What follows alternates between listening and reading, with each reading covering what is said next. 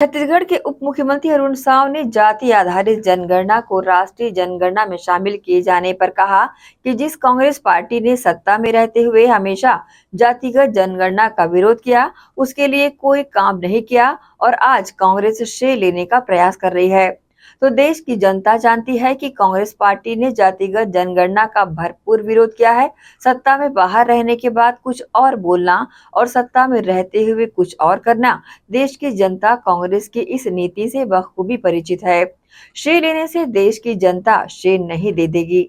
देखिए, जिस कांग्रेस पार्टी ने सत्ता में रहते हुए हमेशा कास्ट सेंसस का, जातीय जनगणना का विरोध किया, उसके लिए कोई काम नहीं किया और आज वो श्रेय लेने की कोशिश कर रहे हैं, तो ये देश की जनता बखूबी जानती है कि कास्ट सेंसस का भरपूर विरोध कांग्रेस पार्टी ने किया है। सत्ता में बाहर रहने के बाद बोलना और सत्ता में रहते हुए अलग करना, ये देश की जनता कांग्रेस की इस नीति को बखूबी जानती है और श्रेय लेने से देश की जनता श्रेय नहीं दे देगी। कांग्रेस जब भी देश मजबूत होता है, राष्ट्र के सामने जब चुनौतियां होती है, जब ऐसे समय में ये हमेशा राष्ट्र विरोधी बातें और राष्ट्र को खिल्ली उड़ाने का काम करते हैं। उनके नेता भी बार बार विदेशों में जाकर देश की खिल्ली उड़ाते हैं, तो ये इनकी मानसिकता बदलने वाली नहीं है।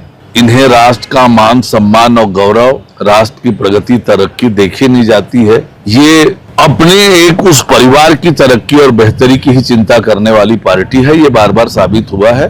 अजय राय के बयान से भी यही साबित होता है। वास्तव में किस प्रकार से नगरीय निकायों के काम होने चाहिए, नगरीय निकायों के सामने आज चुनौतियां क्या है, किस सोच से नगरीय निकायों को आगे बढ़ाने के बारे में विचार करना चाहिए, दुनिया में और देश के अन्य शहरों में किस प्रकार से शहर को विकास के लिए, शहर के भविष्य के लिए योजनाएं बनाकर काम हो रही है, इन सब बातों की चर्चा हम करेंगे।